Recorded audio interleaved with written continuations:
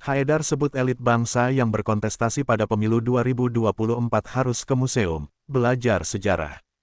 Ketua Umum Pimpinan Pusat Muhammadiyah Haidar Nasir meminta elit bangsa yang akan berkontestasi pada pemilu 2024 harus berkunjung ke tempat konsentrasi massa dan juga ke museum untuk belajar sejarah. Menurut Haidar, berkunjung ke pesantren maupun ke tempat yang mengandung massa memang wajar dan perlu dilakukan oleh para elit bangsa calon pemimpin, tetapi juga perlu berkunjung ke museum untuk belajar tentang visi kenegaraan dan visi kebangsaan. Kedepan saya yakin para elit bangsa yang ingin berkontestasi di 2024 baik untuk legislatif maupun eksekutif juga perlu datang ke museum, kata Haidar usai peresmian Museum Muhammadiyah di Universitas Ahmad Dahlan UAD Yogyakarta, Senin, tanggal 14 November tahun 2022, dikutip dari Antara. Karena di tangan para pemimpin yang terpilih besok itulah Indonesia 5 tahun ke depan berada nasibnya, sambungnya.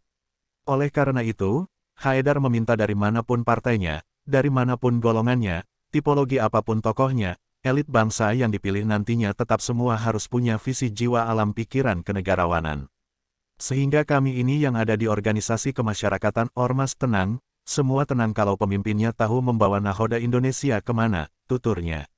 Dia menganalogikan kalau kapal berlayar, sementara nahoda tidak tahu mau membawa kemana maka para penumpang cemas juga, apalagi di tengah gelombang yang luar biasa dahsyat ini. Tapi kalau nahoda piawai, kemudian tahu arah perjalanan biarpun ada goncangan kita tenang, dan itulah yang kita harapkan dari visi pemimpin, ujarnya.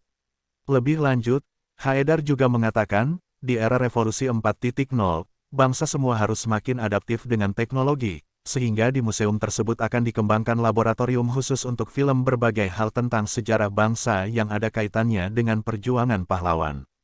Misalkan, ketika terjadi perang gerilya Muhammadiyah menggerakkan Laskar Perang Sabil sebagai satu kesatuan dengan perang gerilya oleh Sudirman, itu kan monumental sekali, bahkan dijadikan contoh oleh negara lain tentang sistem perang gerilya, ini penting buat generasi bangsa, katanya.